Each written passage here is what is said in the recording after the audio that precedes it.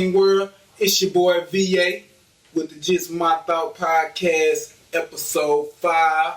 We got a special guest today, my motherfucking first guest, my motherfucking brother from another, my nigga since kindergarten and the PJs, my nigga Killa Ro. What's good with you, family? What's up, man? What's up, everybody? How you been, family? I've been cooling, man. Been cooling, you know. Same shit. Different day, huh? Yeah. Been a long time, I've been waiting to do this one. Me too. You niggas better be listening. Stay fucking tuned. This shit gonna be lit. Facts. But yeah, I don't know what we're gonna get into, but we just getting a pre-game warm-up shit, festivities, right? Rolling up over here. See, I already got one going in the wind. Yeah, you see we got our drinks back here. We gonna get in the zone. We gonna give y'all what y'all want. We gonna give you what you want tonight. Facts. Yeah, bro. Well, I don't know what we're gonna talk about. This ain't like really just my thoughts. It's like shit. It's a different type of episode, special type of episode. But I think tonight we're gonna preview a whole song. We're gonna preview probably Bottoms. You know, the song that come on at the beginning of the track. We're gonna preview that hoe. It was featuring my nigga Killa Ro on there. That's on the album too, coming out soon. Folk twin. I'll let you, boy. Shit, you ain't got no, like, you ain't working on no music or nothing, you ain't got nothing coming up. What's going on with you? I have been working on some music, more mental than put down. It's you get what I'm saying, but for the world, it's in my head. It's in my head. The music is in my head, you know, so needs to be put down. Some will be put down today. So, facts. As far as working on, no, I haven't been in the kitchen. I haven't been in the trenches really putting it down. But it's out here, and I wish we could go live right now so y'all could hear what the fuck gonna happen later. But you know, yeah, it's there. It's there. Yeah, y'all hear that? We gonna get it in after this. Like shit, it don't stop. We gonna get it in right after we do this little podcast. We gonna fucking get in the studio and come up with some shit. Might let y'all hear a little something of it, but it is what it is. Yeah. But it's just my thoughts podcast, episode 5. Shit, we finna duck out for a second. We'll be back. I'll let your boy, man, Folk Twin. What's good? We back, bitches. Yes, sir. Just had to roll a little something up. But yeah, got my nigga here today. Bro, I was telling the wife, motherfucking like stories about me when I was younger, like how I used to be like the bully, like everywhere I went, I was the bully. I was the biggest nigga around. Like I used to bully niggas, push niggas, like niggas done something to me when I went to Lipscomb. Not the first nigga I met, cause I already knew Ro from the project, but we ain't like interact that much. But he say he got a story where he put me in the projects, and my mom, he told my mom, I don't remember that shit. I remember it. He remember that shit, but what up? Let me tell him. Hold on. All right, he can get to that story afterwards, but still. I remember in first grade when I went to Lipscomb, the motherfucking PE line. We standing in line to go in the gym. This little nigga in front of me playing with everybody. Like, I don't know nobody. It's like, I'm new there. He playing with everybody, you know what I'm saying? I'm just like, bro, like, I'm thinking, like, why this nigga playing with everybody, pushing her, and he come up to me and do something to me and not push him. And his first fucking reaction is to steal me in my lip. No hesitation. I wasn't used to that shit. I was used to pushing a nigga bag up and like, oh, I don't want that problem. No. I pushed this nigga, bow, right in the lip, and I stood there shocked and didn't do nothing. And to this day, and from that day on, that nigga's been my nigga. Cause I was like, hey, ain't nobody ever, like, I ain't never ran into a nigga that just, first hesitation, just, bow, I'm finna steal you, bro. Like, you ain't finna put your hands on me. And to this day, I was like, that's my nigga right there for sure. Like, but back to what this nigga was saying, he talking about this story of the projects. I don't remember this shit, but refresh my memory, my man. Okay. We were standing in the projects, Roseland Home, North Dallas projects, and can't tell you what time of the year it was, summer, spring, or not. But we only like 4 or 5. We like 4 or 5 years old, because like we say, he remember first. What was it, first grade? You said I remember first grade. okay. You I remember first shit in grade? the project. I remember seeing you in the project. I remember kindergarten. I remember kindergarten. We just wasn't in the same class in kindergarten. I remember kindergarten, but in the projects, we was outside. You know, all the kids projects running around, and he was new to the projects. He had just moved down here from Chicago, and me knowing everybody or just being a little badass, running around, and he come outside and I brush up on him and try to like start some shit and like bump shoulders with him. And everybody know if you grew up in the 80s, you knew if a nigga, if we threw shoulders, you knew what time it was. So we brushed shoulders and don't quite remember what he said, but he said it was something to the extent of watch where you going or don't do that no more. It was something like to make me react like, nigga, fuck you. Who is you? You know what I'm saying? So I kind of like having grown up in a hostile house, you know, it wasn't nothing like. So he said something and I just wanted to see that shit. So I was like, nigga, who are you? And he didn't say nothing. So I remember I just spurred him. I don't know if I hit him in his face or his chest, but I remember I hit him and he went and told his mama. Oh shit. His mama that made me seem like a whole right now. We was kids. We was kids though, you know what I'm saying? Like he ain't nothing but a month older than me. So we like four years old. Like he say he wasn't used to that. That wasn't his cup of tea. He was the biggest kid. At 4 years old, 5 years old, he looked like he was 8 compared to our age, 5 years old. And he went and told his mama. I didn't go in the house. His mama didn't take me to my granny and them house and take me nowhere. She came and found me and said, if you ever put your hands on my son again, it's gonna be problems. I can see my mama saying some shit like that. His mama straight up came out there and charged me up. And all I could do was defend myself in that situation. So I was like, I don't remember if I blatantly cussed her out because I wasn't that rude. I knew that was an ass whooping. But I said something fly. I said something fly back to her. But it wasn't like, fuck you or nothing. I just was like, whatever. He better not do this, that, or the third. I just told him he better not do such and such no more. And that's where I remember starting my relationship with my best friend, Vito Cole. It was projects. That was 88. That was 1988, Roseland home. Let me tell y'all something. I don't remember this shit, but if my nigga say it happened, it happened. If he say it happened, it happened. I ain't finna rebuttal or nothing like that. If he say it happened, it happened. Because my memory is not the strongest. Yeah, you don't remember that. You know what I'm saying? So, if it happened, it happened. That shit real, though. Until this day. I forget the story. I forget the story you told the first grade. I be forgetting that story. Like, the story I remember is when you got into it with Red. You got into it 6th grade. We fought 3 times before that. From 4 to 12, I fought my best friend 3 different times. That's how you know it's real. 3 different times. And the first 2, I wanted to. That was on me. I was starting the shit. The last one, where like I had to build a relationship. It was nothing going. It was like nothing breaking us by that time, except my family, and that's the only reason why. When I talk about the episode on my family shit, that's what I say. My partner, I got partners that's big on family.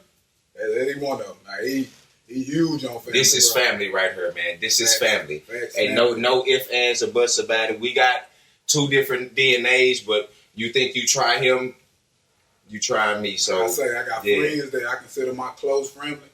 That's one of them right there. Yeah, family, I don't consider this nigga a friend. That's a brother. That's a brother. And like his kids is my nieces and nephews. Something he ever called me, I'm jumping. Yeah, I am jumping. I have never not moved for my guy. If he called me about anything, I move. Most niggas don't know that. Most niggas don't know that. We real tight. You'll see. If I call my guy, like we if I call him, we same in some ways. Yes, we are. I am intensified to. I'm more intensified than he is. Like I'm a nigga that's gonna try to chill shit out. Yeah, I was the hostile. Like if niggas already saying they want to go there, I'm ready. He was like, bro, it ain't right. It ain't. If we ain't took it there, we don't have to. Yeah. We don't have to. And I'm like, I'd be damned if I turn my back to it. I can't walk away from a nigga thinking that he gonna hold us or hold me or anybody I fuck with. Like.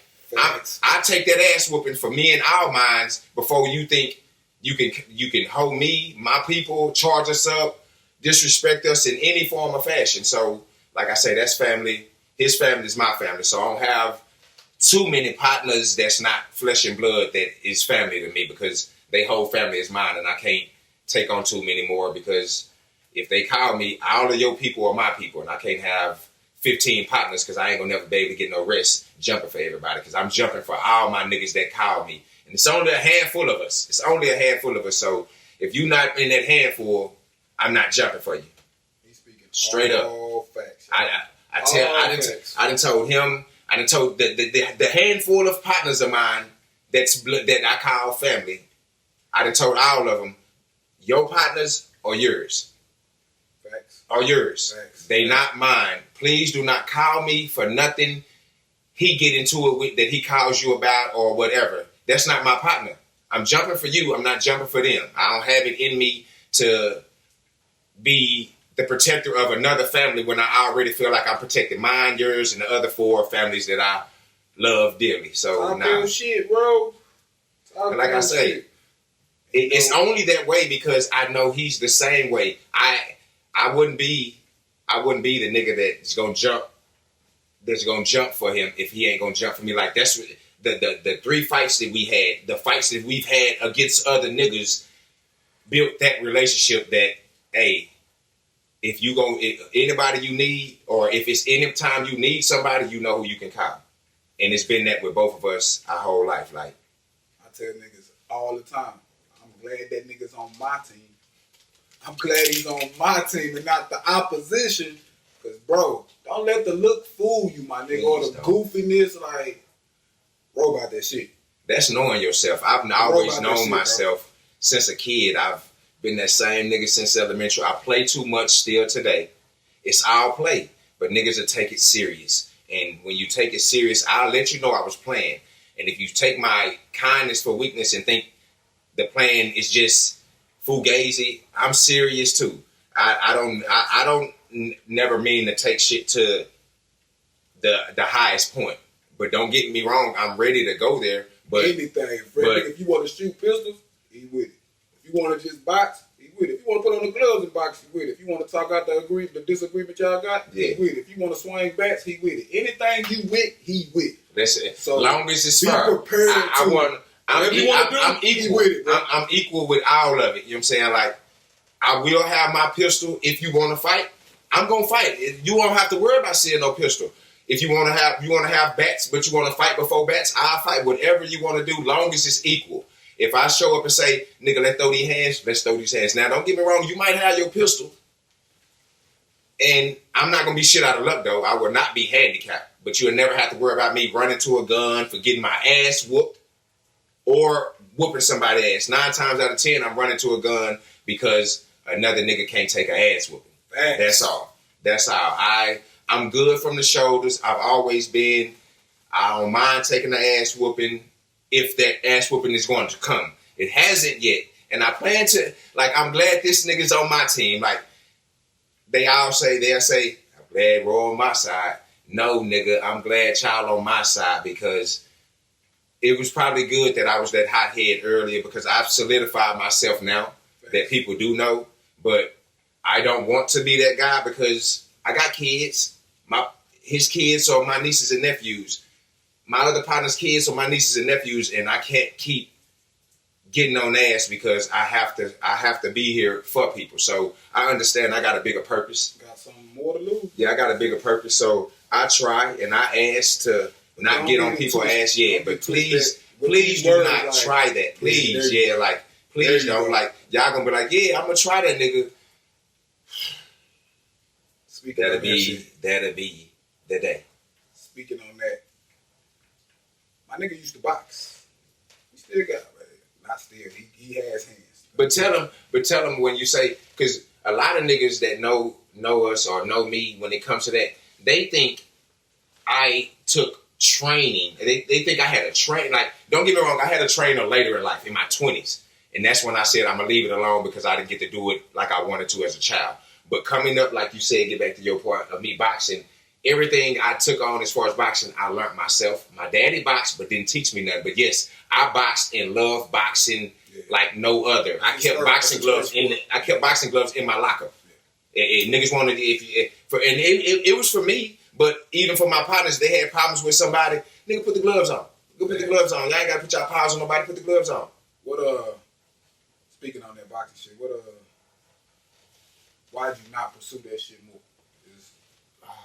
It was various of things. Cause I always thought if you would have pursued boxing more shit, you could have did something. We wouldn't be sitting right here. In Hollywood. Yes, that's what I say with my whole ass daddy.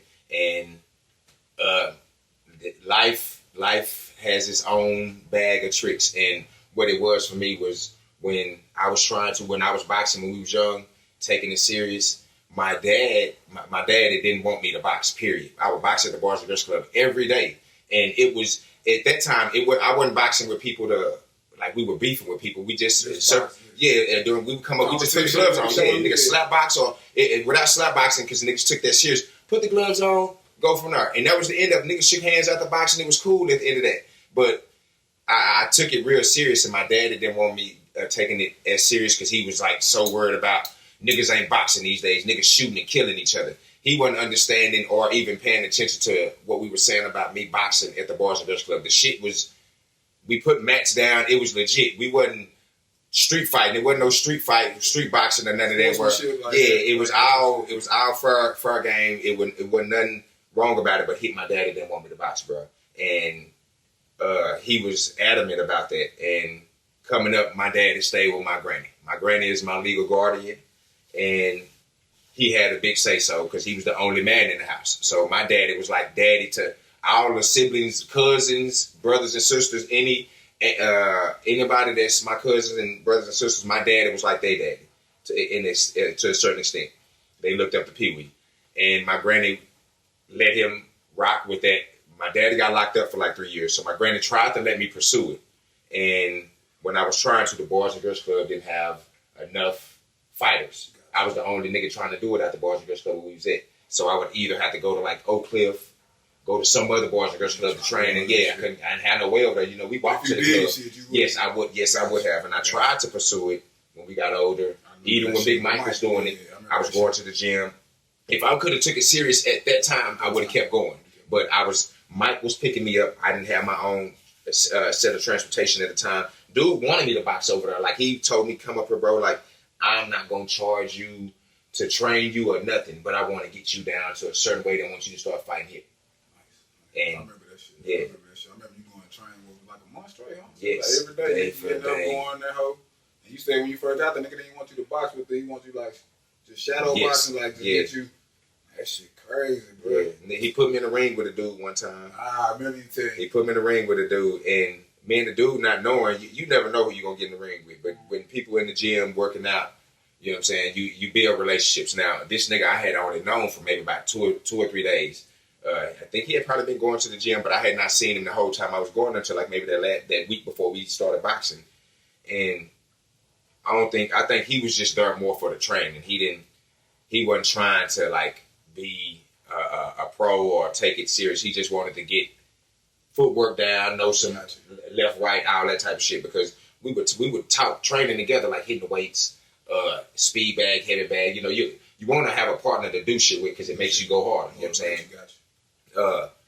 He was my partner for like 2 days, and then that third day we went in, and the trainer was like, "Oh yeah, you're gonna spar today, and sparring you'll never go 100. You know what I'm saying? Unless they tell you go 100. It's not going 100 ever in sparring because you get hurt or hurt somebody." But he was like, "Yeah, I want y'all to go like 67, 70% tops." But that whole 2 days before knowing I'm a boxing, he telling me about how he be at the club knocking niggas out left and right, but it's all like gang fights where randomly you ain't posting up with nobody. You ain't posting up with nobody. You just running. Yes, you just running across looking at a nigga and hitting a nigga with him not even knowing. So any nigga can get sick. Yes, you better slide a nigga. If you don't, you weak. Come to find out, we get it, and he put us in the ring together, and I'm laughing. I'm happy he put me in the ring with it because I heard he telling me that shit. You know, I always ready for that. You know, I always want competition. If I feel like a nigga don't have enough, you see me be like, I'm through, bro. You see me be in the gloves with people be like, I've heard it, fool. Like I don't want to hit him no more. He hurt, and I am not I don't want to be liable for that nigga not being able to remember such and such when he get 40 or whatever. So I'm very conscious of that shit. You know what I'm saying? Because I feel like if a nigga hurt me, if you feel like you've hurt me and I ain't got it together, I appreciate you for stopping. Because if you go in on me, if I ever get my shit back together, I want to see that shit. That's just how I am. But yeah, the nigga, we get in the ring and first round, everybody always testing each other out. We slowly going, but I'm never the one to test nobody out. I've always been aggressive. You know, I'm bringing it to him. Now he looked taller than me. He wasn't doing shit, but I'm on his ass. The trainer trying to tell him what to do. He ain't listening because he not a boxer. He just a game fight. He just want to learn some shit. Well, he not expecting to get in the ring and spar. I'm expecting just you to teach me how to speed bag, heavy bag, hit the weights, run type shit. I don't want to one-on-one a nigga. You know what I'm saying? Like, let me get in the ring and shadow box and teach me, put the mitts on and show me combinations, not let nobody put their powers on me. He wasn't expecting that. He was running. His whole time, his head was up. His hands was here and his head was up, so you can tell. Yes. Your head, chin down. Chin down always. And I was like, yeah, this nigga ain't never been in a fight. Second round come out, I just start tagging his ass. Something happened. I hit the nigga with like a left and an uppercut. He like freeze in the corner and say, hold up. I got the trainer like, what is it? What is he talking about? I got lockjaw. Boy, get your trainer say, what the hell is lockjaw? I didn't know what it was either. But the trainer, it was an old guy. Old guy was like a champ. It was an old guy at Oak Cliff. I can't think of the champ name, but we was there. But it was an old guy at Oak Cliff. He say, what the hell is that? And he was like, all right, that's enough. Go to take the gloves off. Because when you see that shit, it's wrong to continue to do somebody like that. Gotcha. You know what I'm saying? Like that old man, everybody gonna get theirs for doing some shit like that. That's like you being a trainer, and if Trey killing somebody ass and the other nigga say, yeah, that nigga like you like keep going. Nah, nigga, keep fighting. No, don't do that because somebody gonna handle Trey one day, or somebody gonna handle you. Yeah, for you know what I'm saying, like So they stopped it. They cut it short then. But yeah, that's the one time I sparred with a nigga here. But yeah, I didn't get to take it as serious as I wanted. And as I got older, I knew I was pissed. You know what I mean? I was pissed. That shit? Yes. Yeah. Yes. I was pissed because I was like, I want to do it so bad. I want to do it so bad because I know what I could do. But I was like, yes. I was like, yeah, you know what you could do. Yes, and I was like, what was pissing me off because how we played football, how we played basketball, how we did that shit day for day. I didn't get the box day for day. You know what I'm saying? Get the train day for day. And I was like, the Floyd Mayweathers, the Oscar De La Hoyas, the Canelos, these niggas like fought. I mean, these niggas was in the gym every day. They didn't take a day off. They left like I was in Houston with the cellos. I was with the cellos when I was down there boxing. I met a nigga at the barber shop I used to go to. Old head. He was like, yeah, I go to the gym. I know the nigga that run the gym, whatnot. He was like, I can get you there. He said, I just go in there and spar with them young niggas.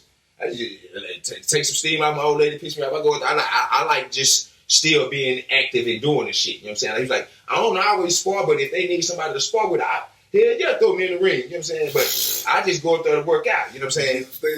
So yeah, I met him at the barber shop, and I remember asking, you know, I got down, I had called my father probably now. I had called Jay Prince Gym, and they was like, it's $30 like a week for the trainer and such a month. So I was like, all right. But I guess around the time I did that, the nigga at the barbershop I went to was like, hey, one day I was at the barbershop and after I got my kids, like, yeah, I'm gonna take you to, we can go to the gym. I was gonna go out there. We rode to where Zero from. Where Zero always be yelling from. It's a part of Houston. It's the outskirts.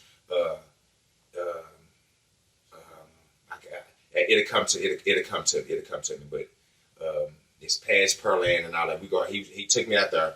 I smoked 2 blunts out on the way out there. Swerves, all this. He was like, the old school. Now I'm in Houston. I'm like Savannah Savannah was just born, so 26. Savannah 12. I'm 24, 25. So we riding out there smoking and shit. He wasn't smoking weed. He was just smoking squares. He's like, hey, you gonna keep smoking? I was like, yeah, man, like I'm not gonna not do what I do. Like, nigga get the bed. Like, I get out there and the nigga get on my ass. It's gonna let me know, yeah, nigga, you better stop. Yeah, like, but this square and this blunt I'm smoking now ain't gonna change what's gonna happen because I did it right before I got in the car to go over there. So yeah, we on our way over there, and when I get there, the trainer is the nigga name was Roy Jones Jr. Roy Jones Jr. He was African though. His name was Roy Jones Jr.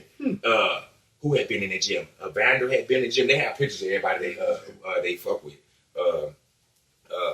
Vander had been in the gym, but the Charlo twins was there. They were there. But before he took me down. He was like, yeah, I brought a nigga. He was like, I brought a young cat up there. You know, old dude. Like, I brought a cat. He from Dallas. He been asking for a gym. I said, we go to the same barbershop. He been steady asking, do I know what gym he can go to? So I brought him out into the gym. He said, you know what I'm saying? He just want to get out here because you know how old he is. He said, you got something? You keep telling me you want to go to the gym. Nigga take you to the gym, get on your ass. So he's like, he kept saying, you got something? And so he bragging for me for taking me out there. You know what I'm saying? Because we at the shop and I'm telling bro, just get me to a gym. I don't care. Let me spar with somebody. Let me spar with somebody and let the trainer go from there. Tell me, hey, I can work with you. I can't. But yeah. Let me showcase my skills. Yes. He did that. But he bragging on me.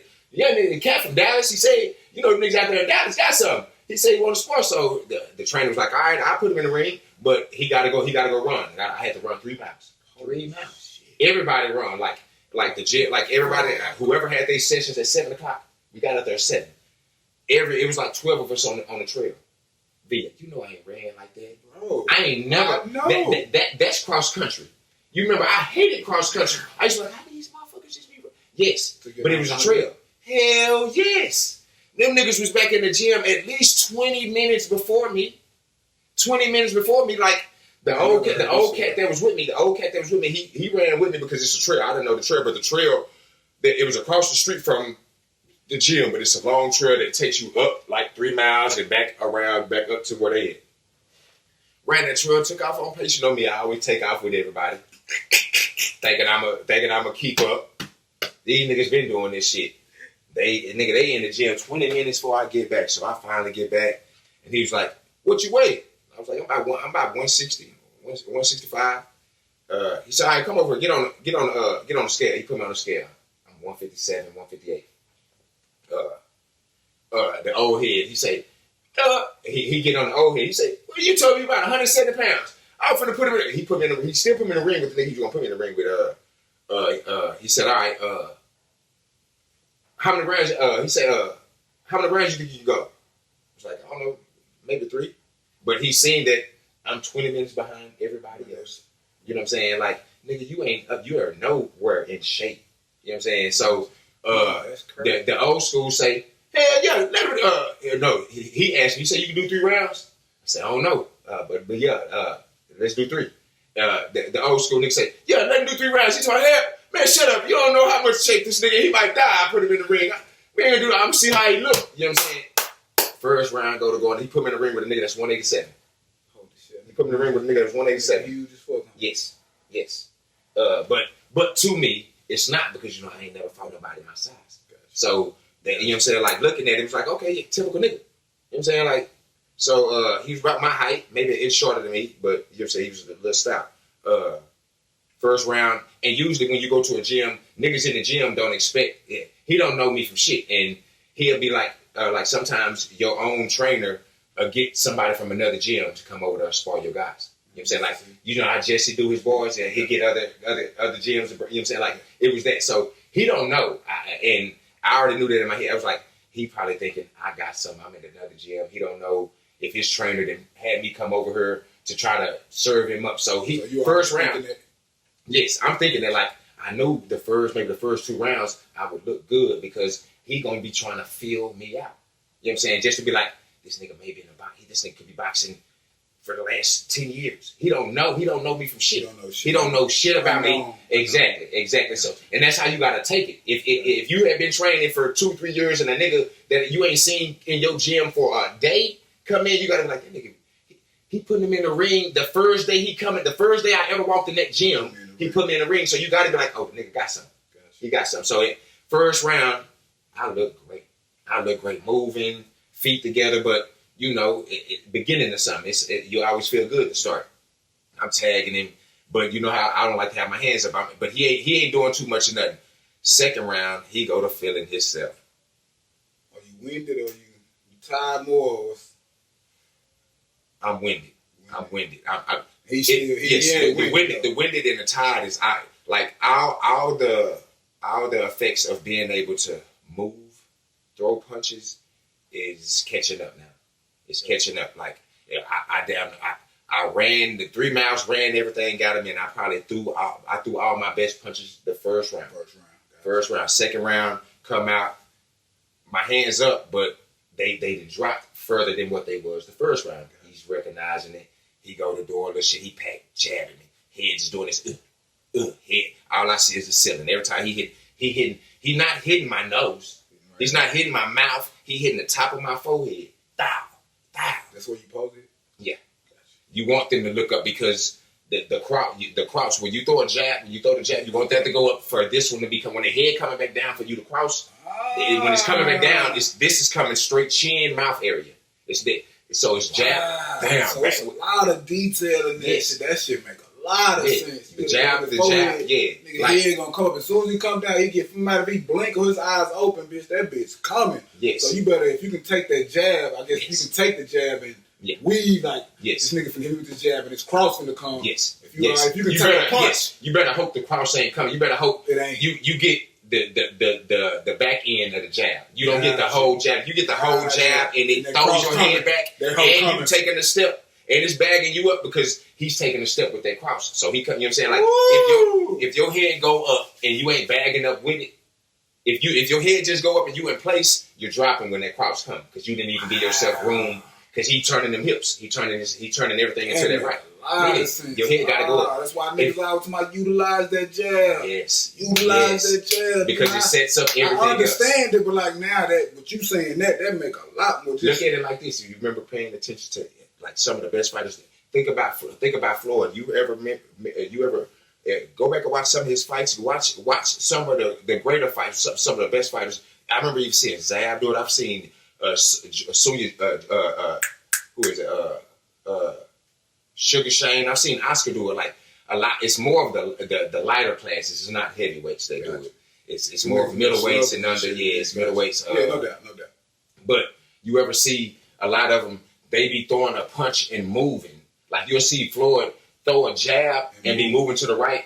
He's not even looking at you when he throw the jab. He just know where your facial. He know where the facial recognition is. Yes, and know where the top of your head is. All I need to do is get this up. Like I was showing Sam that I was like, Sam, if we ever get to doing it, I say I'm not. It's not to the jab is not to hit you here. You know what I'm saying? Like it's not to hit you in your mouth or nothing. You know what I'm saying? That helps, but the jab is supposed to go here for this. And a hook, a uppercut, a cross, all that is next. That's why when nigga you say who was that? Lennox, Tyson, bam. It was done. Anytime you see a nigga get hit with a cross, it's because his head was up. His head was up, and when he brought it back down, he wasn't expecting that cross, and it landed flush on the chin. Y'all niggas don't want it with me. But I'm using that. Yes. I'm using that next time. If I swear to God, bro, like, like I ain't the one to be fighting, but nigga, I'm using that, bro. Like on the top of the head, on the top of the forehead. I'm a little smaller now, so I'm a little faster. I'm gonna pop the ball. Oh my God. Forehead. Aim for the forehead. I like that. Aim for the forehead. Forehead always. I like that nigga. Y'all better use that nigga. I like that one. And because you want to hit forehead, if you don't and you hit the middle of the face, anytime you get hit in your nose, accidentally, purposely, what happens? Yes, water eyes, blurry.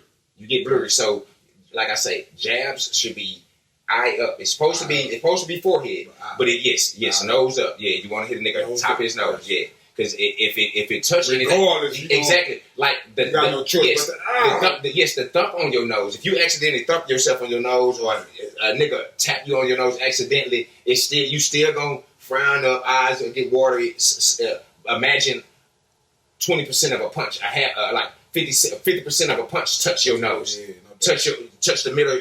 Touch this part of your face, like it's going to make it. If you don't know how to react by bagging up and trying to regroup, You know what I'm saying? But you got to know that throw that other punch. You can't. Jabs are never meant to be thrown without a second punch. It only works in boxing because that's their job. I know jabs come. So in a fight, you never want to throw a jab without throwing something else. You know what I'm saying? Unless you know you fighting a nigga that know how to box. You know what I'm saying? Yeah, if you know this nigga in the gym boxing, yeah, you ain't gonna want to just rush him. You know what I'm saying? But a nigga a street fight, jab, cross. Because that jab, you want to be throwing your cross because if he get out the way of your jab, he gonna be trying to be throwing something. Your cross is gonna be coming and it's gonna come before it's a counter. That counter reaction, he gotta move from your jab, which if you know you throwing a second punch, he's not gonna be able to get out the way of that one. And if he do get out the way of it, he's still not gonna be able to hit you. Because he gotta get out of the way of a second punch. You know what I'm saying? Don't throw one. A lot of sense. Don't throw one. I be telling Trez, I be like, all my friends when it comes to the sports shit, yeah, Sam, he intelligent, but like when it comes to like processing information in sports shit, like Reggie, that guy, like that shit you just broke down for me, that shit right there. I feel like I can go whoop anybody right now.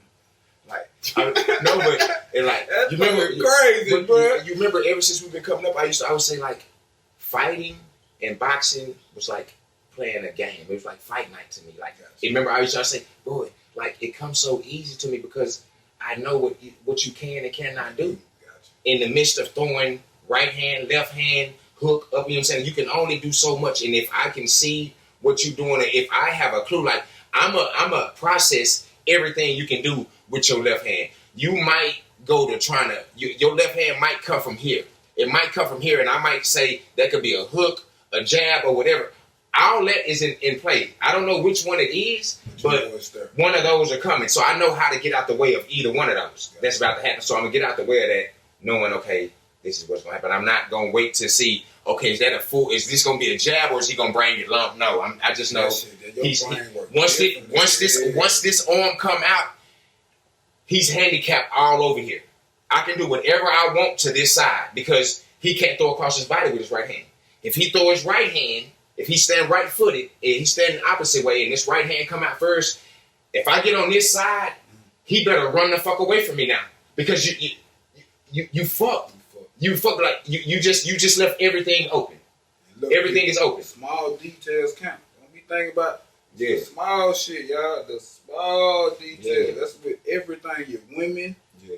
The small shit count. Yeah. Yes, small shit they look at. Like that small shit, bro, that can help a fighter out like a motherfucker, bro. Yeah. Like just knowing to hit a nigga in the top of the head with a jab, my nigga, your head has no choice but to cock back. Yeah. You can't see nothing, you blind. Exactly. Yeah. So you come back down, another one coming, bro. But see, you got to calculate this as well. You've been in fights.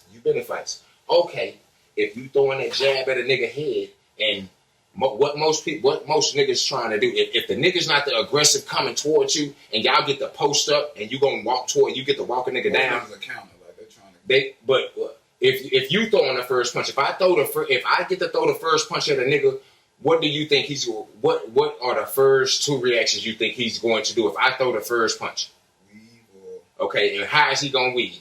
What style of weave is he gonna do? Is he gonna be a boxing weave, or he just gonna move his head to the side, or is he gonna try to just weave? He probably gonna exactly because niggas don't know exactly. Most likely they gonna up instead of bob. Instead of attack that punch.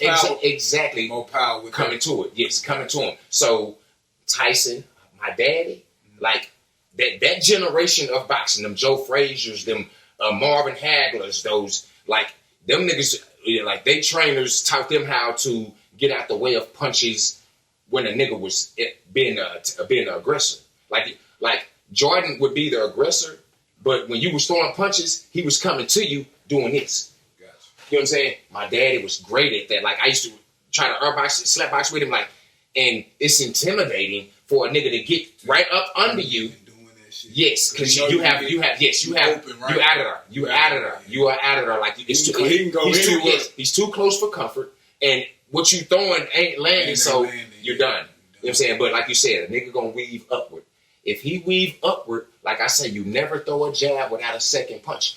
Weave upward. That jab gonna make you weave up. You gonna lean back, not knowing this right is coming. And when you come back to reality, yes. Woo! Exactly.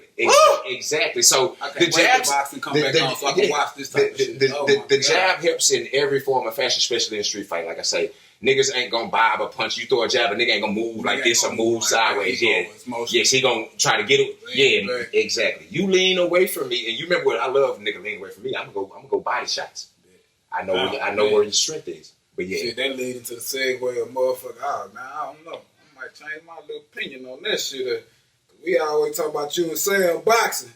Man, like Sam, I know he watched some shit, but like just that shit you broke down with me, I don't know, Sam. Hey, Sam ain't gonna break that. Sam is not gonna break it down. Nigga, but I don't know. I'm kind of leaning. Like I'm not sure. It'll be a last minute decision when we all get in the ring. That be like, I don't know. Like Sam, hey, listen to me, dog, because you know you gonna get this. You know you gonna get this exclusive something you before anybody. You would get served, bro. Like I say, you would get served, bro. Like I say, on for a minute, at least 12 years. 12 longer than that. His senior year. His senior year. 2001. Man, we boxed when we were 12 years old. We boxed when. Remember the story I always say. He got the best of me. He always say, "Yeah, nigga, I had you crying." Yes, you did. A lot of motherfuckers had me crying back then because I didn't know how to, corral or. Keep my what do you say? Like, corral. It's like keep it together. Like, yes, my emotions bottled up. Like my emotions would just pour out in my end because, like you say, when it comes to sport, like you tell Trey, when it comes to sports, like just a nigga catching a touchdown, scoring a touchdown, breaking for such and such, playing defense, trying to guard the best nigga on the other team, playing basketball, not wanting the nigga to score, any of that. Like he was getting the best of me, and if I couldn't do what I know I was good at, and I know I'm good at it, my emotions poured out that way of I'm crying, not mad that I can't do nothing. I'm mad that it's like, bro, you know you better than this. So now my emotions then poured out like, bro, what the fuck? You know what I'm saying? Like that's like an alter ego saying, bro, you looking very silly right now. You crying because he hurt you. No. Like I know that feeling. You get mad and like, bro, I know I can be doing better than this. As a kid, I did that a lot until maybe about 10. Until about like 10, 11, I did that. And me and Sam boxed at like 10, 11. Like that was probably the last time I cried when it came to sports. You know what I'm saying? When it came to that. But my reason for crying was, like I say, like you said with Trey, I take that shit a lot.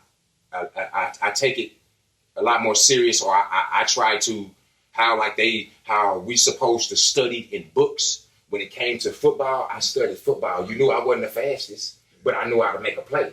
Like one person ain't gonna bring me down. He ain't the strongest, but he know how to move his body and he know how to maneuver what he got. He work with what he got, and he do the best to his ability what he got. So I can play with I can play with the best of guys with what I have. Nigga be like, bro, you're only 6 foot, you run a 4'9", you're 165 pounds. Like, that's okay, but it's a lot of people that don't seem like they fit the criteria of sports, but they learn how to, you know what I'm saying, with basketball, me having a good shot, learning how to figure that out to where when I got a little taller, I knew I still went to the cup and I still wanted, you know what I'm saying, but when it came to boxing, I just took it a lot more serious. It was in my blood, and it was just like, that was something for us though, you know, our generation, you know what I'm saying, like you had to fight a lot of times when you didn't want to fight. Exactly. You know what I'm saying? Like a lot of my fights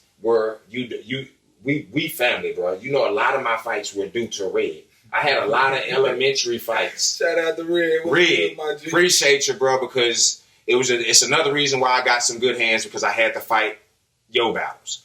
And hey, anybody that knows us, I'm not saying it to be talking down on my kinfolk, because he gonna fight. He will fight. You know what I'm saying? He will fight. Y'all seen Steve Kerr say, I might not be able to back it all the way up, but I'm gonna do what I can do. You know what I'm saying? He might not win, but he gonna scrap. You know what I'm saying? He'll scrap. You know what I'm saying? One thing about the mallets, all of them gonna get out there and scrap. We have no choice. Every single one of them. You get your ass whooped in them streets, or you come home and get your ass whooped. You fight one of them, nigga. Best believe. Other them, you gotta fight all of them. Or at least one or two more. Yeah, you like, have to don't see. get it twisted.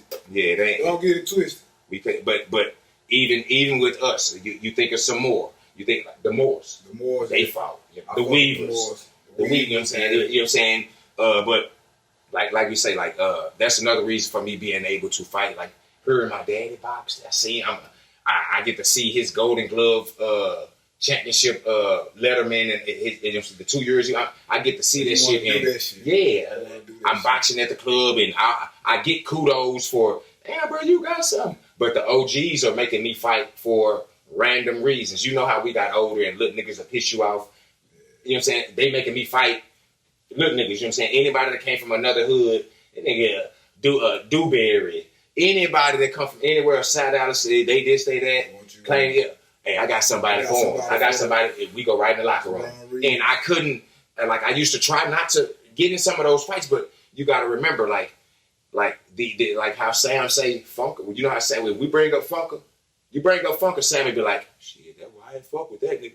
I knew that nigga was gonna be crazy. I knew that nigga, like, he was either gonna get killed, be locked up for life. You know what I'm saying? Like, you know what I'm saying? Because Funker was the nigga that tried to punk everybody. You know, he tried to punk. Free my nigga Funk, free Lil T. Lil T birthday was the other day. I seen Twins posted, Funk tried to punk any and everybody, especially the young ones.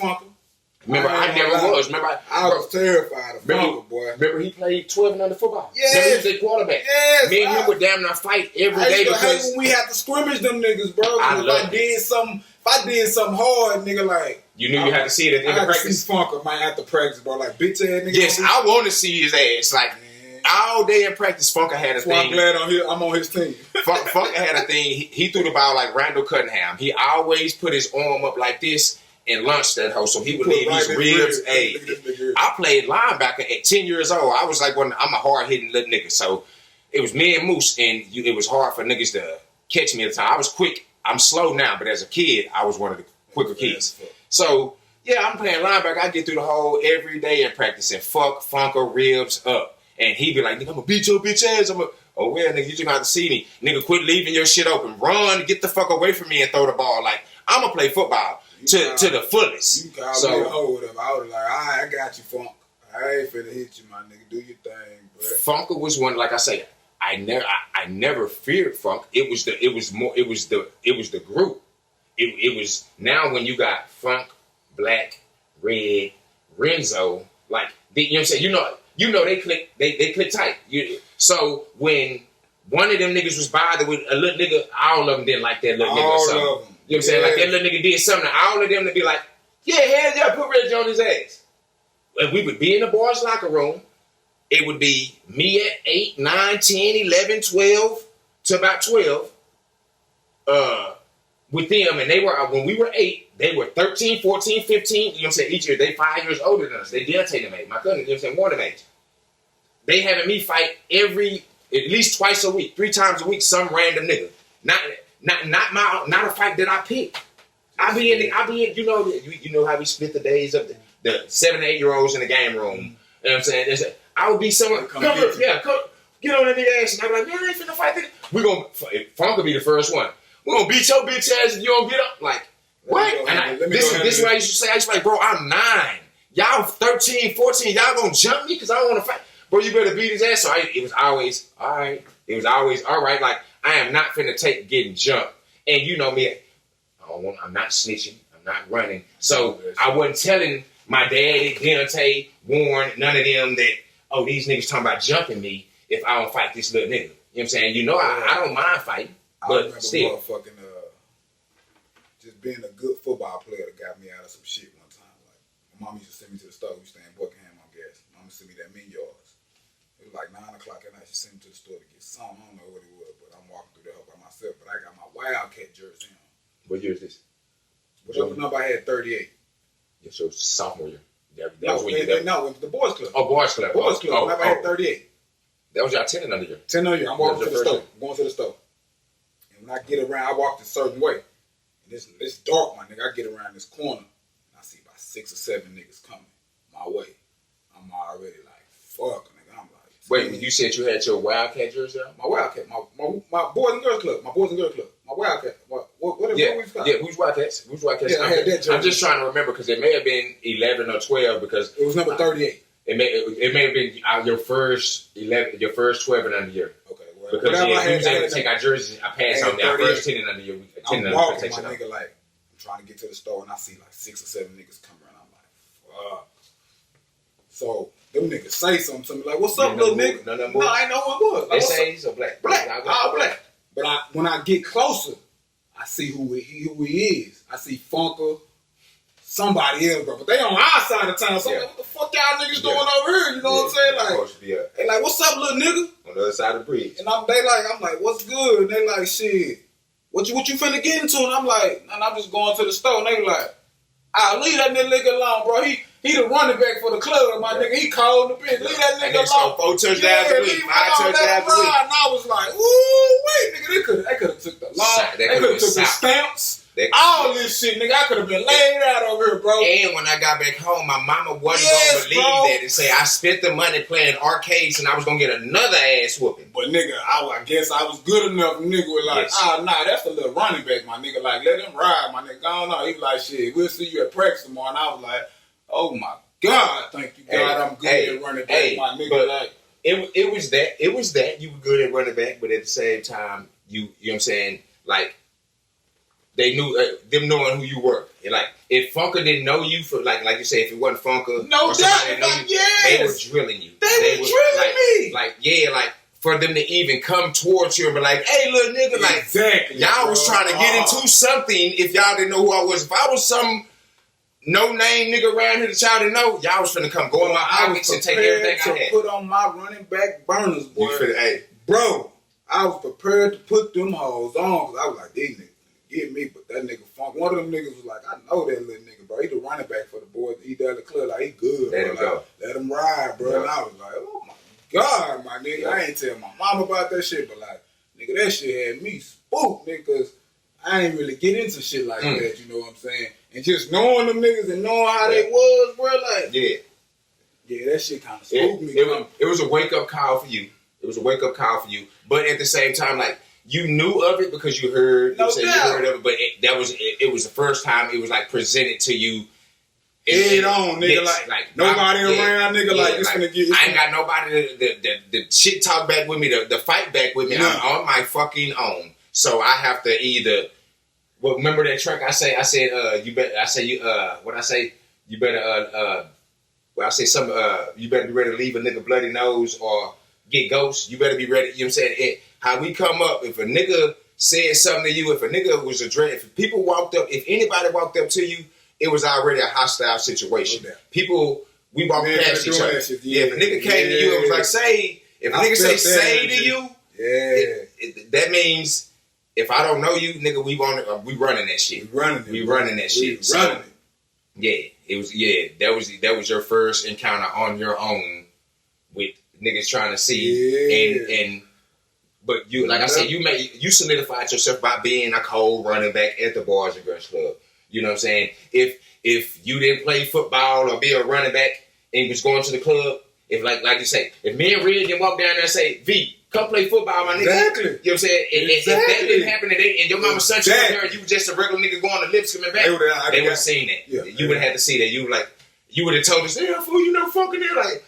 I know y'all. You would have known we knew him because we in the same area. We see each other. I know you would have brought up some nigga jump me fool. Like what?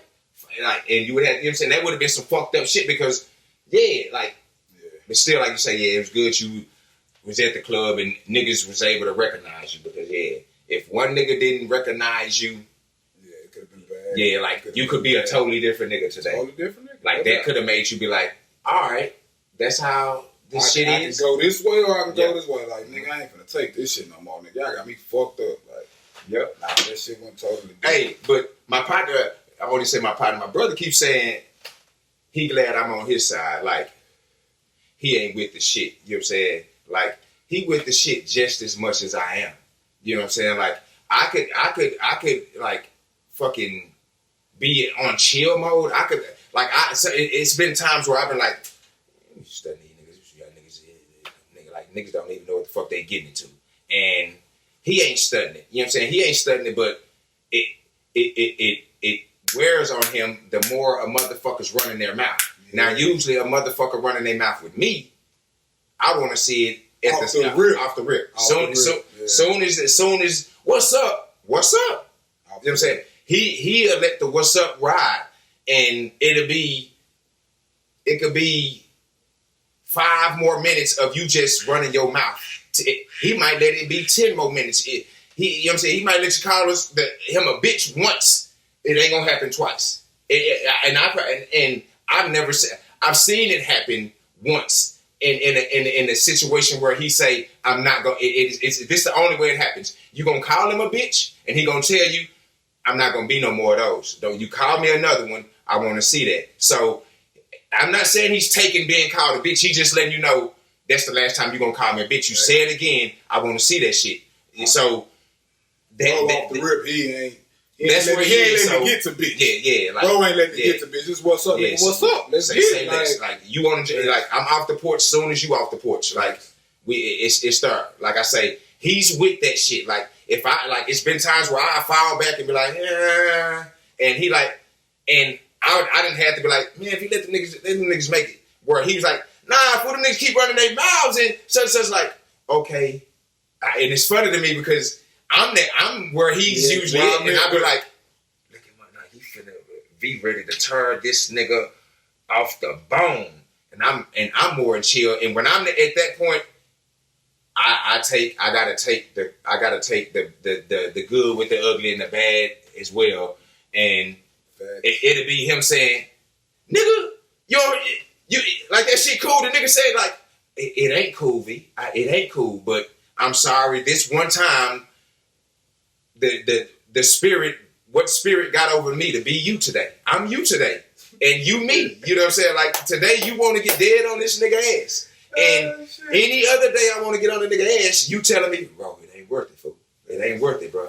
It ain't worth it. Cause you know what you gonna do. You gonna hurt the shit out of the nigga. He gonna wanna go to a pistol. He ain't gonna want what you, he ain't gonna do what you do. You know what I'm saying? And I have to let my partner calm me down from those situations, but when I hate to calm them down in that situations because when I'm on go, I want them to be on go, and it's just the opposite. When they ready to go, I be like, man, it ain't worth it, and they usually like, nigga, you the first one to be with this shit. What you mean it ain't worth it? So don't let him fool you with I'm glad I'm on his team. No, I am so glad he on mine because I need that balance, you know what I'm saying? Because I could have been dead and gone plenty of times, you know what I'm saying? But having good people in my life, having a brother like that in my life, just pointers we've had being in each other's life the last 32 years, when I'm about to do some dumb shit or getting some, he might be the one that come off of my head to be like, bro, it ain't worth it. And I'd be like, hey, that's what our other brother Ed, he might pop up. You know what I'm saying? Everybody in the clique is less hostile than I am. So all of them pop up. All of them pop up in my head. All that shit come up in my head when I'm ready to go full force.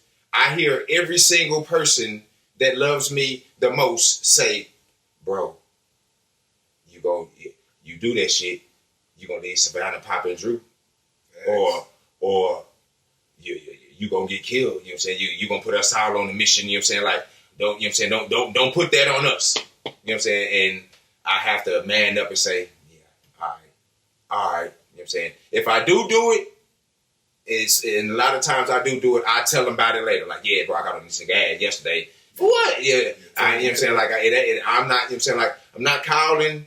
I don't want to call them because I know calling, they're going to talk me out of it. And they know calling me, I'm going to talk you into it. Don't call me if you think I'm going to talk you out of doing some foolish shit. Let's go. Let's go. They tried you.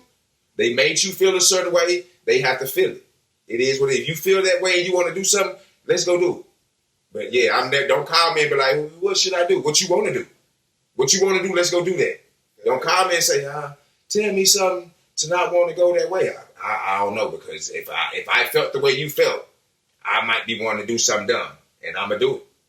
So yeah, I don't call my partners for shit like that because I know I'm gonna get talked smooth out of it. And once I hear that, that's when I know I'm wrong. I know I'm wrong. And I hate when a person does something, anybody, especially myself, when you know you doing wrong, you gonna get it. So that's what I shy away from that. Like when I know, like if I think about it, be like, bro, that's wrong. All right, bro, don't do it, because you don't know what the fuck gonna happen to you. You know something finna come back because you knew you was wrong before you did it. So yeah, I be like, all right, fuck it. Yeah. So I talk myself into it without calling y'all. Like, so before I hear any I'm wrong, I hear I'm wrong after. Yeah, I was. Yeah, I was. No doubt. Yeah, no doubt. But I had to do that.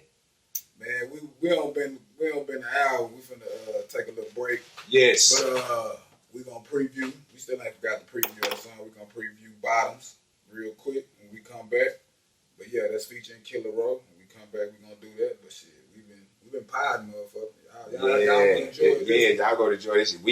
This is real life, man. This is real life. Hey, we ain't nothing to lie about. Like I say, I hate you fugazi ass niggas. He do too. And it ain't nothing that you niggas can put past us. I be damn. So we'll catch up with y'all in a second. Just My Thoughts, episode 5.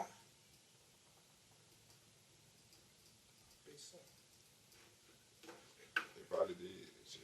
It froze. What's good, family? We back with the Just My Thoughts podcast, episode 5. We just took a little break. But yeah, we finna preview this song. Give y'all a little something to vibe to. But shit, this hoe right here, featuring my nigga, my brother, Killa Ro. Yes, sir. VeeAye on the beat. But yeah, this going on the album. Shit, we finna rock with it. Y'all let me know what you think. Yeah, we want all thoughts. We want y'all thoughts on this. On God, I made the beat.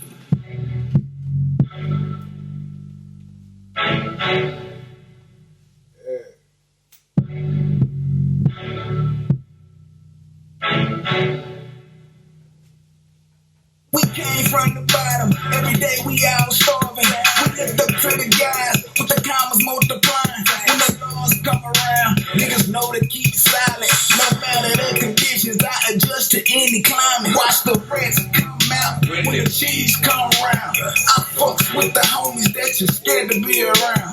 My niggas stay down, it's solid like the ground. When it's time to handle up, it's going down like you drown. Being broke was hell, rats and roaches on the floor. Teachers telling us that we slow. Being broke, it wasn't no joke. Coming from the bricks, all we knew was stay a dope. In my city, in my section, you better keep you a weapon. Mothers calling reverends too often, cause boy didn't often. So God bless him, another lesson. Hope you niggas get the message. And around here ain't shit 50-50. Nigga, get with it, get left shitted. They say my mama Sasa did it, not knowing they with it. I been in chill mode, I even stopped fucking these niggas hoes. Family first, left money under the dirt. Savannah know where to dig the earth. And it's the realest shit that you niggas heard. 420 from the bottom, and it's been no new.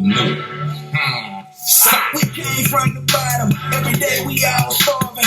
We lift up to the guys, with the commas multiplying. When the laws come around, niggas know to keep silent. No matter the conditions, I adjust to any climate. Watch the rents come out, when the cheese come around. I fucks with the homies that you're scared to be around. My niggas stay down, it's solid like the ground. When it's time to handle up, it's going down like you drowned. Dreads hanging low, they mistake me as a roster. East Dallas native, throw it up like I vomit. Niggas hollering beef, we pull up like we going to Sonic. Middle fingers in the air, fuck it like we Steve Austin. They say they about that action, but all I hear is talking. No time for the jogging or the loud talking.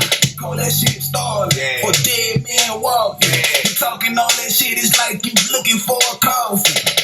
Oh, you the guy that's only tough with the crew. Hey, you look like that nigga, they be telling what to do.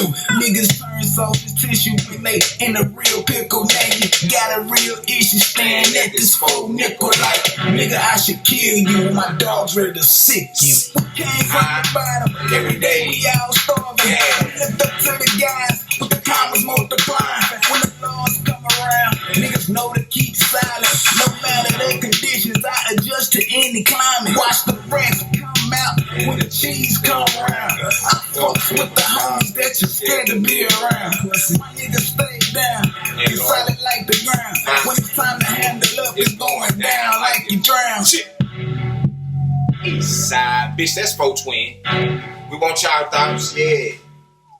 Yo, that shit hard. I'm sorry, that shit That hard. shit stupid, That nigga. shit hard, y'all. Like, yeah, that shit real hard. Man, that nigga make dope music. Hey, and we fine if it ain't hard to you, Right? You know what I'm saying? Like, don't get us wrong. Yes, we know our shit fire, but to you it may not be. So if that's your thought, say, yeah, I don't like it.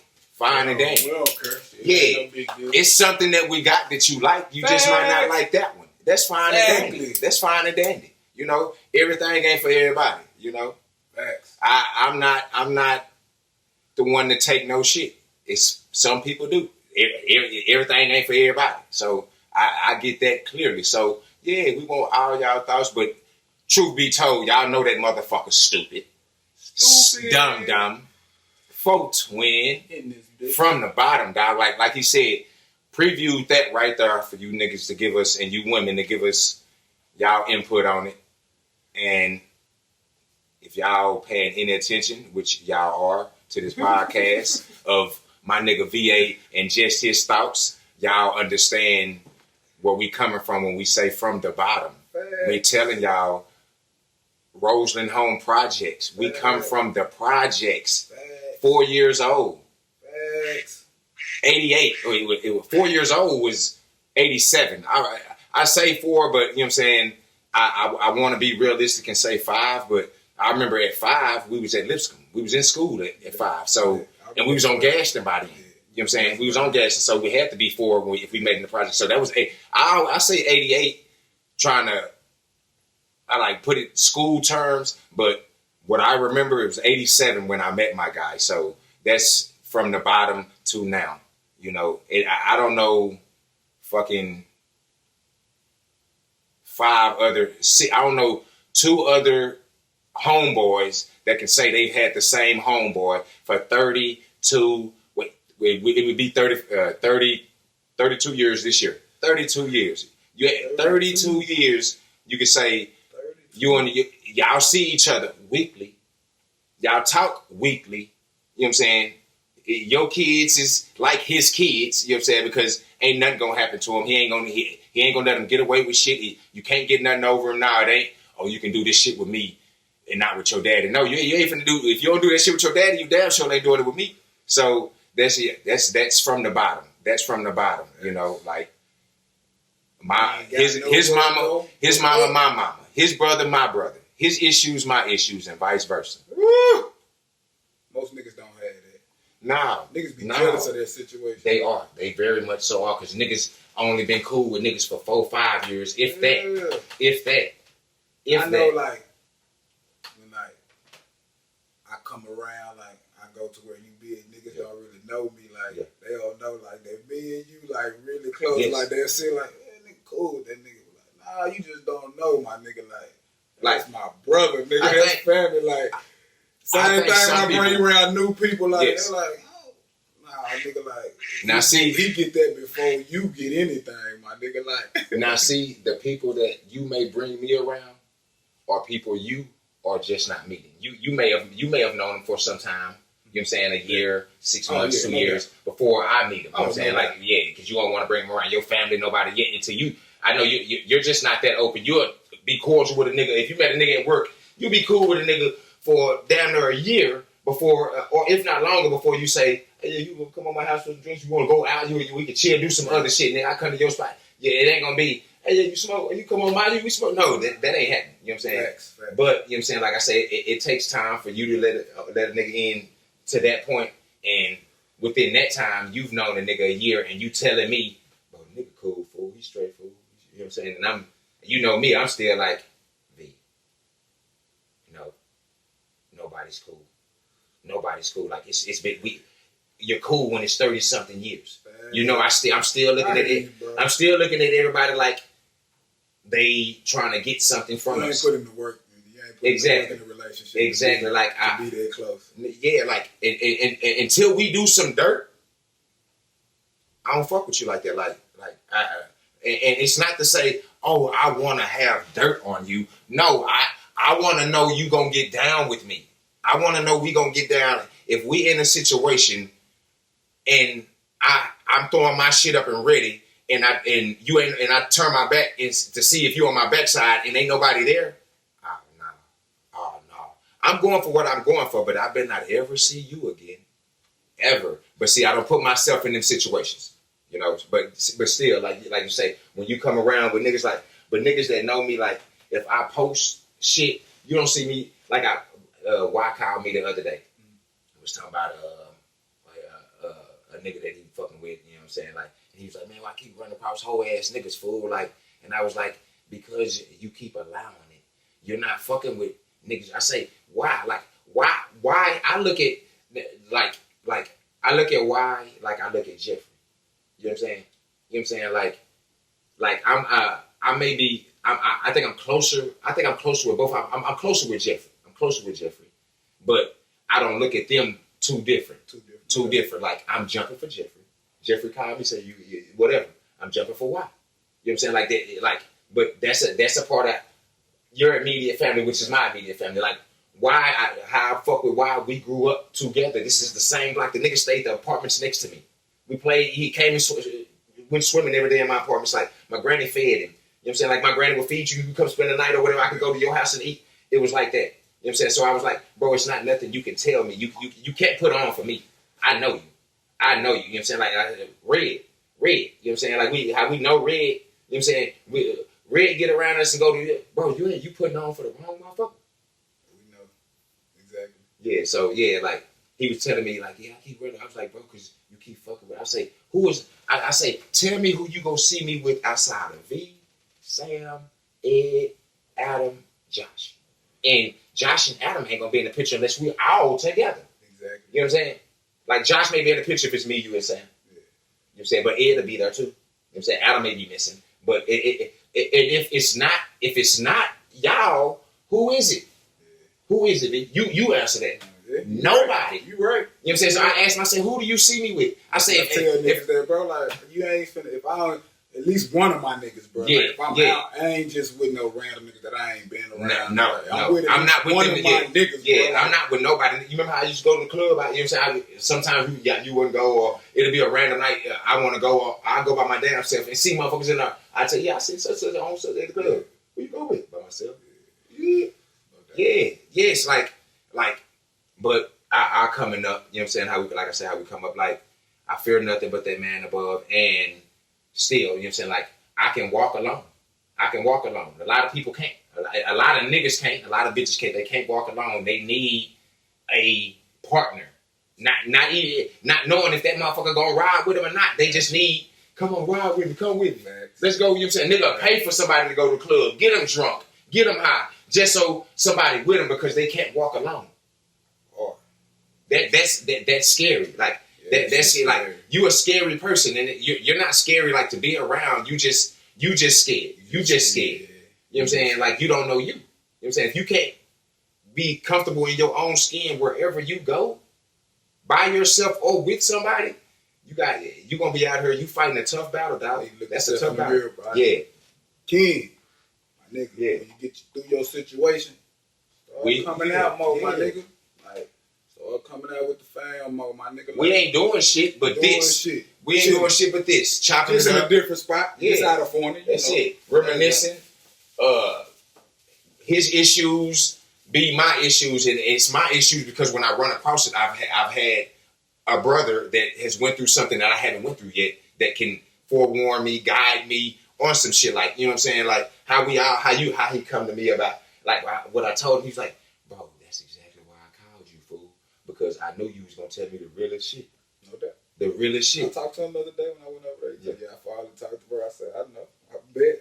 He was like, yeah, we had a nice little conversation. Yeah, I was like, bro, I know Ro gonna give it to you 100. Wow. I saw him, but I didn't tell him. I didn't want to tell him your situation. I want you to call. You know he ended up telling me, I waited. Remember I told you I waited maybe, I didn't have a conversation with him about that, what you told me, until it was like 4 days ago. He hit me like 2 days ago or yesterday about that. He told me, like, yeah, I finally talked to her. He told me that shit. Yeah, he told me. I say, man, I was sitting back waiting on you to hit me, fool, but you know, it ain't. my patience run short, and you're not like a random. You're not like somebody that, you know what I'm saying? Like, nah, nigga, like, I had to call him back and tell him, I was like, bro, you know what I'm saying? Because the shitty, like, how you feel about instead of running across Fugazi and niggas and down house arrest type shit. And I was like, I just had to hit him back when he commented about the shit he was going through then. And I was like, bro, you just gotta praise the man above that you were able to cut with this shit short because, you know what I'm saying, it was a Fugazi. I was like, praise the man above or whoever you believe in that you was able to cut it short now without it getting worse. Because we know with you and whoever you fuck with, you know what I'm saying, it could have went way south. The shit could have went it could have went worse than what it did. The nigga could have said this, that, and the third, or did something that we couldn't come back from. You know what I'm saying? And he was like, thank you, bro, because that make it so much easier. Because I was feeling, I was hating. He's like, I was bothered that I felt hurt. And I was like, why? Why would you be hurt that a fuck nigga is out your life? You know what I'm saying? You want all those out your life because they ain't going to do nothing but jeopardize it. Exactly, bro. You know what I'm saying? Like, they going to jeopardize it with you hurting them or them getting you in some shit. So I told him, I said, yeah, I ain't tell Ro too much, bro. But Nah. You know what I'm saying? I don't like putting niggas' business out like that, but I know we close now, so I told him a little bit. So he ended up lacing me up. Yeah, he fine. He told me, Kyle, and y'all talk and shit. Yeah. So that's good. I told him, yeah, that's good, bro. Like, you need to talk, especially, bro. He gonna give you the honest truth, bro. Like, might not like it, but he gonna give you the honest truth. You know Straight up. But, so that's good, nigga. Hope you get through your shit, my nigga. Like, please do. I'm praying for you, my G. Yeah. Can't wait to get you back over here on the we Rise Top podcast. You know what I'm saying? You need to be sitting in the back just working on the beat. So we waiting for you, my G. You know, niggas ain't nothing but a phone call away, my nigga. Quit holding everything in. We do hold shit in too amongst each other, but when we can't take it no more, we speak on it. We speak on it. Like, I'm not finna keep, you know what I'm saying, beating myself up with something. I got 5 brothers that I can, you know what I'm saying, express it to, and they can help me gather my shit together and not go off the deep end. Because a lot of times we do feel like we want to go off the deep end, and it ain't no coming back when you do that. You know what I'm saying? Like, your brothers ain't gonna take that same ass whooping or that same shit you gonna get. They gonna be there for you, but they ain't gonna, you know what I'm saying? Like, you need to you need to speak before going there. And if you still go there, you go there. But shit, at least we knew we had a conversation. We was able to speak on whatever, and you felt, hey, I carry that shit right here on my sleeve, and this is what I feel to do about it. Like, I'm never gonna judge nobody on how they feel to do anything, because I do shit that people say the same shit. Like, why are you so worried about that? Because that means something to me. It means something to me. Like I demand respect. I do demand respect. Like, I'm not going to nobody and trying to beat up somebody for respect, but I demand respect on the way I carry myself. You know what I'm saying? I carry myself that way. The respect I'm giving is the respect I'm willing to get. You know what I'm saying? If I'm an asshole, you can be an asshole to me. If I'm a dick, be a dick to me. If I'm sweet to you, be sweet to me. That's the respect factor that I have. It's not, respect is not given. It's not given. You know what I'm saying? So that means you got to earn it. So that's what I'm saying. I demand mine, so I'm going to earn it with showing you my morals, the way I carry myself as a man. And a lot of it come from him and everybody else that was in my life that helped me impact all this. Because yes, I many a time should have been either locked up or probably dead and gone by now. But I was able to balance it out with the people I had in my life. They helped balance it out, because it was times where I've came to him and was like, fool, I don't know what the fuck to do right now. And I don't give a fuck right now, bro. I don't give a fuck. I'm sorry, V. I know you're gonna tell me, bro, it ain't worth it. Think about this. Think about that. And I'm not hearing none of that right now. I'm not thinking about none of that right now. Maybe when I get off the phone with him, or if I leave him, it's all gonna sit in my head. But at this moment, I'm finna express to you and let you know, V, I don't give a fuck about whatever. And I guess I need to say it that way so he can understand truly how I'm feeling. Because if I don't give it to him that way, I'm not gonna get the raw from him of what I will be losing if I take that route of going, say, bro, you gonna lose all of this. We all gonna miss you. You letting all of us down doing this, that, and the third. At that moment, I don't give a damn. Like, I'm keeping all of us up too, because I'm standing for something. But at the same time, we have to stand as a united. And me being there with them make us a whole lot stronger than me being not present. So I must be here. So yeah, I try to keep my guy and shit he said and even the shit he go through, just how he feel about shit. Like I say some shit like, yeah, V, I'm not letting that shit slide. And he'll be like, Brock, like just how he feels about not doing something. I'm the total opposite, but he makes me understand or helps me understand the other side of letting it go, or it shouldn't be that serious, or bro, why are you letting that get to you? You know what I'm saying? Like, but you know what I'm saying? Sometimes it works, sometimes it don't. But yeah, like for the most part, it works. For the most part, it works. It does. You know what I'm saying? But yeah, that's why I like our motherfucking our bond, like our friends, bro. Like we don't hold shit back with each other. We don't judge each other. You know what I'm saying? Like we keep it 100 with each other, but we don't judge. We just try to help each other out. We know that support system. It's everything. That's everything. So, it's everything. You know what I'm saying? But saying that shit, like man, I love all my brothers. You know what I'm saying? When it comes to Ro, Sam, Ed, Adam, Josh. And we say that he's saying that, and these are people that's not our same DNA. Yeah, that's all. Even Kurt, like, you know what yeah, like, these are not our same blood, but it's family. So please do not misconstrue me saying because we're not blood, we ain't gonna get on your ass or we not gonna do this. No, we're all gonna be there. Don't think, if you do something to him and you think, oh, he only got a brother, one of his brothers locked up, and Jeffrey, be just looking out for Jeffrey. He big with dreads, and no, if you don't know what the fuck, if you don't know our relationship, nigga, I will be dead in your face and blow your brains out behind this dude, and it'll be your fault. Allegedly. It'll be your fault because you didn't know I was his brother. Yeah, that's just his partner. No, it's not my partner. It's not my partner. So yeah, get that through your head. So man, I mean, we don't win like a motherfucking hour maybe, but we got more coming tomorrow because the Garage Talk podcast, bro, motherfucking guest tomorrow. Yes, I'm back with it. We're gonna have 3 of us and my nigga Curse. Y'all go check that episode 3. I think it's episode 3 out. Me and Curse, that hoe pretty dope, but featuring Javelin Dean Green, but it's just my podcast starts episode 5. I appreciate y'all motherfucking tuning in. I appreciate my motherfucking brother coming out here. I appreciate you for having me on the first episode. I'm the first guest on this, on my it's my thoughts. Just my thoughts. Just my thoughts. On Just My Thoughts episode podcast. I'm the first guest and I very much appreciate that. I know y'all gonna like it. Tomorrow we coming back with some more heat. We got even more fire once we get off this bitch because we finna bust it down the track.